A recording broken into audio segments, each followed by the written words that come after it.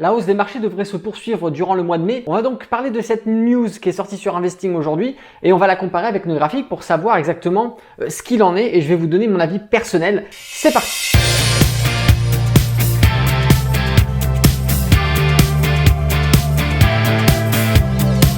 Bonjour à tous, c'est Alexandre, le trader indépendant et dans cette vidéo on va analyser une news qui est tombée sur le site Investing comme quoi la hausse des marchés devrait se poursuivre au mois de mai. Et peut-être même après, on va voir en fonction de l'analyse qu'on peut avoir sur les graphiques. Alors je vous invite tout de suite à aller sur mon écran, c'est parti. Bien, alors sur Investing, la hausse des marchés va se poursuivre en mai selon Morgan Stanley et JP Morgan.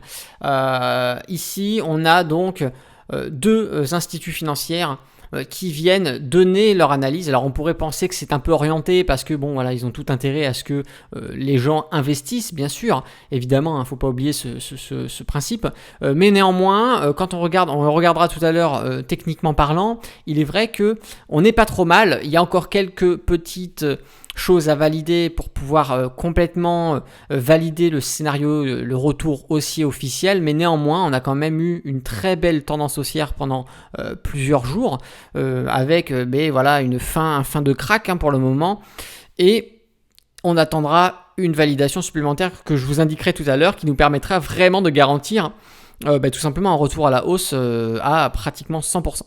En effet, ici, on nous parle qu'on est en phase de correction. Effectivement, vendredi dernier, voilà, on a eu une journée de chute, voilà, avec plus de 4% pour le CAC 40. Effectivement, là, quand on était à l'achat, d'ailleurs, c'est une journée assez compliquée parce que beaucoup de faux signaux ce jour-là. Néanmoins, bon, voilà, toujours en respectant le sens de la tendance dominante, on arrive à sortir des points, mais c'est vrai que c'était assez compliqué.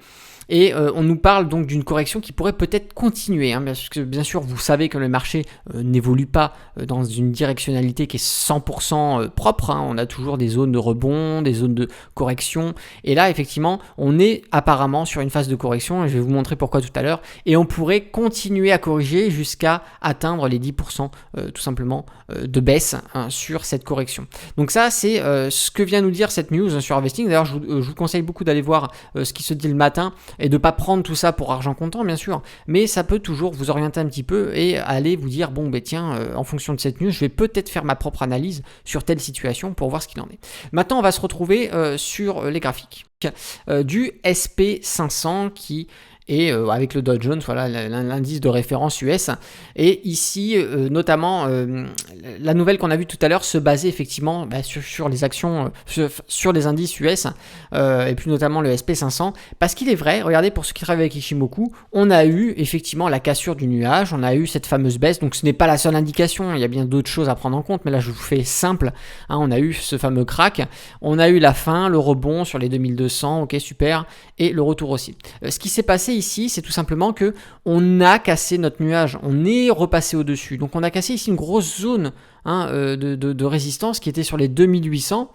Mais actuellement, on est en train de tourner sur un prix sur les 2900 qu'on a ici, qui peut jouer zone de résistance et qui d'ailleurs est en corrélation avec le gap. Vous voyez qu'ici, lorsqu'on a eu le crack, on a rebondi comme un support dessus, on a gapé en dessous, voilà, et tout simplement, ici, on est en train de tourner autour des 2900. Donc dire qu'aujourd'hui, effectivement, tout de suite, on va reprendre là dans les jours qui suivent une hausse au prix de normalité, non, bien sûr que non. Sur du long terme, effectivement, on y reviendra. C'est pour ça que l'investissement long terme ici était plus que favorable, c'était une opportunité à saisir. Si vous ne l'avez pas saisi, je suis désolé pour vous. Mais ici, voilà, on est actuellement en train de taper une zone de résistance. Donc pour du swing trading, là, c'est attention, on va attendre de meilleures conditions pour pouvoir rentrer en swing trading sur ce genre de situation. On a aussi, comme je vous disais, une autre zone de résistance qu'on va retrouver sur les 3000. Les 3000, c'est un chiffre clé ici, un chiffre psychologique. D'ailleurs, on voit bien que les bougies lors du crack, la petite correction haussière sur le crack s'est fait autour des 3000. C'est pas pour rien, c'est que psychologiquement, c'est une zone de prix qui est vraiment très intéressante.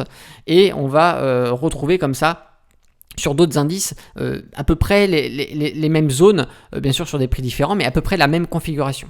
Maintenant, est-ce qu'on peut dire actuellement, en vue de ce qu'on voit là ici, qu'on va retrouver effectivement une tendance haussière et que sur le mois de mai ça devrait se poursuivre, etc. Là, Pour moi, c'est un peu trop optimiste, un petit peu trop jouer les devins que de donner une date clé. Bien sûr qu'on le sait que ça va revenir à la hausse, mais de là à dire que ça va être sur le mois de mai qu'on va reprendre une hausse, bon, ça on n'en sait rien. On peut très bien corriger tout le mois de mai, repartir à la baisse, rentrer dans un range parce qu'on est sur des prix quand même assez importants. Donc on peut très bien ne pas prendre du tout de valeur sur le mois de mai. Donc c'est pour ça que moi, attention à ce que vous pouvez lire. Il faut toujours prendre du recul et analyser votre environnement de trading. D'ailleurs, que vous le savez, tous les indices sont corrélés entre eux. Et au niveau européen, on est toujours en zone d'attente.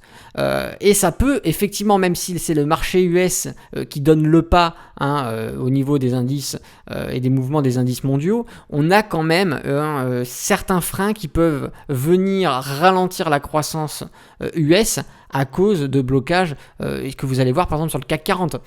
Ici sur le CAC 40, je vous avais fait une vidéo où je vous montre un petit peu ce qu'il en était.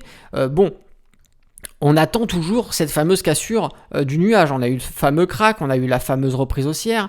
Effectivement, sur le RSI, on est en zone de progression haussière, tout va bien. Ici, effectivement, il vaut mieux acheter que vendre. Mais néanmoins, pour du swing trading, pareil, on va être en attente. Pourquoi ? Parce que on va avoir ici le nuage Ichimoku qui n'est pas cassé. On est toujours en dessous. On est dans le nuage, on est en zone de neutralité. Voilà, on est toujours dans le doute. On ne sait pas trop ce qui se passe. On ne sait pas trop ce qui se passe. D'autant plus que ce nuage Ichimoku correspond ici à une zone de résistance qui va être, à mon avis, très compliquée à casser. Du moins, compliquée dans le sens où ça va durer un certain moment où on risque de jouer dessus avant de la surpasser, bien sûr. Ça ne veut pas dire que c'est un frein, que ça y est, c'est fini, plus jamais on cotera à 6000. Bien au contraire, on va recoter à 6000, on va surpasser les 6000 comme à chaque crack. Mais ici, pour du swing trading, on est pareil dans une zone d'attente. Et au niveau du CAC 40, comme ça peut être le cas dans d'autres indices européens, tant qu'on ne passera pas ce nuage, qu'on ne sera pas au-dessus, on ne pourra pas dire qu'on reprend une bonne directionnalité haussière. Effectivement, on a repris, on a des indicateurs qui sont pas mal orientés sur une hausse, mais il nous manque quand même cette zone de résistance qui va être coriace à casser. Et une fois qu'on aura cassé cette zone de résistance, on va retrouver une autre sur les 5000, là encore un prix psychologique qui est intéressant à trader, qu'il va falloir surpasser. On risque de travailler là sur ces deux zones de résistance. Et on va avoir des résistances intermédiaires qu'on va retrouver sur les 5100, qu'on va retrouver sur les 5200. D'accord, ici on voit bien qu'on a tout simplement gapé en dessous de toutes ces zones qui étaient anciennement supports, qui sont maintenant résistance. Et ici, effectivement, moi je pense qu'il faut d'abord attendre qu'au niveau des indices européens, on casse ce fameux nuage, qu'on reparte au-dessus, qu'on consolide, qu'on valide une consolidation avant de pouvoir dire que ok, c'est bon. Sur les indices mondiaux, les indices américains, on va exploser à la hausse tout le mois de mai. Pour l'instant, il y a encore cette zone qui reste à casser. Une fois qu'on l'aura cassé, effectivement, moi je pourrais valider cet article sur le mois de mai. Mais pour l'instant, ce n'est pas le cas. Pour l'instant, tant qu'on ne casse pas, moi je pense au niveau des indices européens, ces zones de résistance et qu'on ne passe pas haussier sur Ichimoku, d'ailleurs le prix des 5000 ici on le voit bien qui est assez psychologique, moi je pense qu'on soit on va ranger, soit on risque effectivement de corriger jusqu'à 10%, comme l'annonçaient justement nos deux institutions financières. Donc prudence pour le swing trading. Pour l'investissement long terme, on est bon, parce que de toute façon, on a un horizon d'investissement de 2 ans, 5 ans, 10 ans, 15 ans, 20 ans, donc ça, on s'en fout. Sur le long terme, on ne peut pas se tromper ici. Les indices, je ne vais pas dire que c'est une valeur sûre à 100%, attention, c'est pas ce que je suis en train de vous dire, mais on a quand même de bonnes progressions annuelles en moyenne glissante. Donc, en réalité, tant qu'on ne revend pas dans un mois, on sera bénéficiaire au bout d'un moment. Par contre, pour du swing trading, effectivement, ici, on est plutôt en zone d'attente. On va plutôt privilégier l'attente et le bon moment pour rentrer, pour pouvoir profiter d'une hausse, ou alors chercher des signaux de validation de rebond et surfer sur la correction. Ça peut être aussi un scénario envisageable. Néanmoins, voilà, en swing trading, prudence. Ensuite, en trading, en intraday et en scalping, bon là, il y a aucune différence, parce que c'est en interséance qu'on va chercher tout simplement. C'est dans la séance qu'on va chercher tout simplement nos signaux, donc là il n'y a pas de choses à prendre en compte.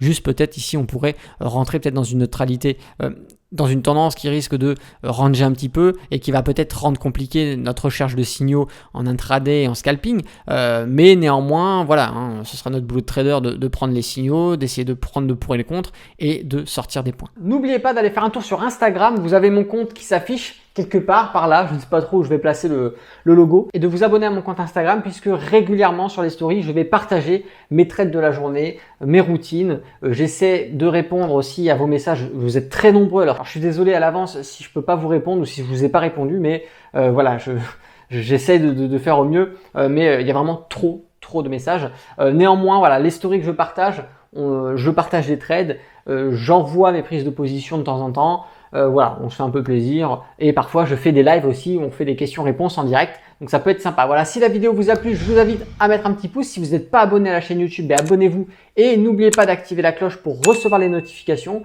Comme ça, vous serez tenu au courant de toutes les prochaines sorties vidéo qu'il y aura sur la chaîne. C'était Alexandre, le trader indépendant. Moi, je vous dis à bientôt pour une prochaine vidéo et d'ici là, tradez bien sur les marchés financiers. Ciao!